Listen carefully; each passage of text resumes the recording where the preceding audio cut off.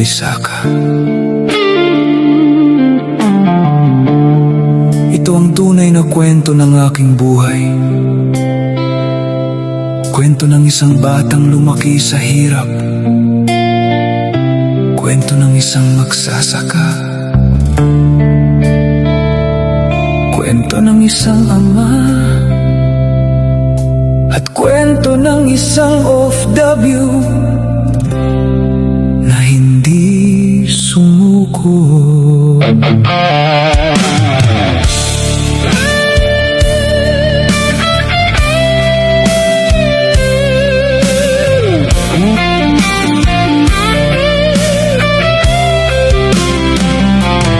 Sa munting bukid ako unang namulat, kasama ang araw habang dahan-dahang sumisikat. Mais at gulay ang aking itinatanim, saging at pananim ang bumubuhay sa amin. Umuulan man o bumabagyo sa paligid, patuloy akong nag-aararo kahit masakit ang bisig. Hindi ko alintana ang init o lamig, basta makatulong lang sa buhay naming gipit. Minsan walang bigas na maisaing sa bahay, kamote at saging lang ang aming karamay. Kahit nagugutom at kulang ang laman ng tiyan, masaya pa rin basta kasama ang buong pamilya. Pagsapit ng gabi, tahimik ang paligid, kuliglig at hangin lamang ang maririnig. Walang kuryente sa aming munting tahanan, lampara lamang ang ilaw ng aming kabataan. Habang nakatitig ako sa munting liwanag, pinapangarap kong balang araw ay aangat. Kahit mahirap ang buhay na dinaranas, hindi kailanman sumuko ang aking pangarap.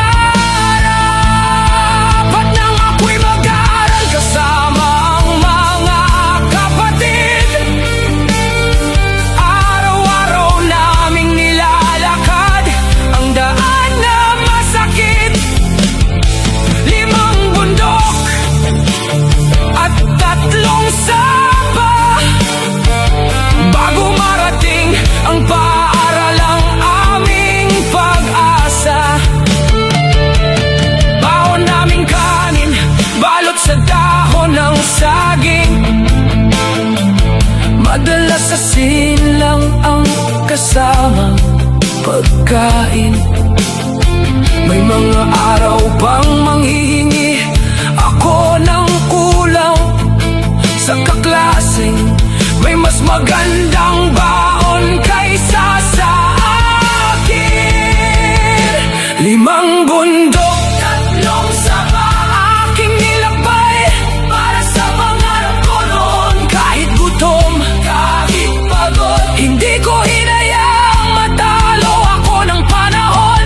At habang umiyak ang gitara sa bawat nota, naaalala ko ang batang ako noon,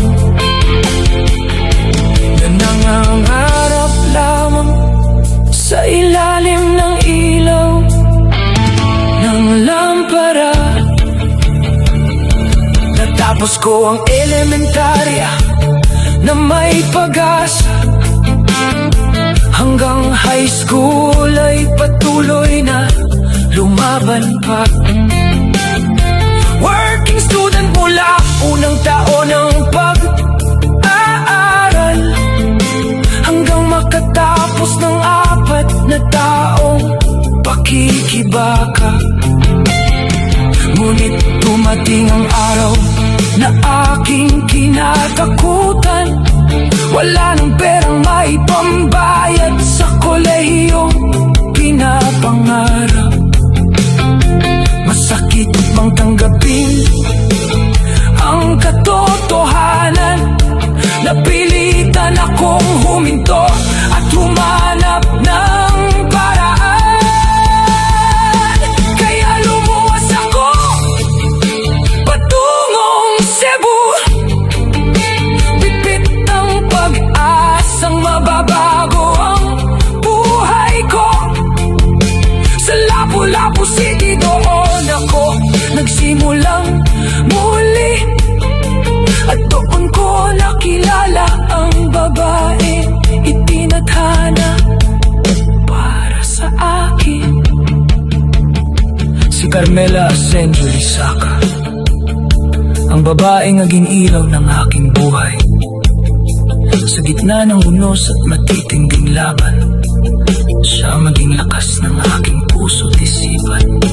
Ngayon ay mayroon kaming 3 anak. 3 dahilan kung bakit hindi ako sumusuko sa lahat. Kapag pagod na ang katawan at halos bumigay, mukha nila ang nagbibigay sa akin ng tibay. Maraming nagsabi noon, wala kang mararating. Mahirap ka lang, hindi ka aangat. Pinagtawanan, kinutya, minamaliit, pero hindi nila alam. May Diyos akong pinanghahawakan at siyang gumabay sa akin sa bawat hakbang. Mula sa bukid hanggang Czech Republic, bitbit ko ang pangarap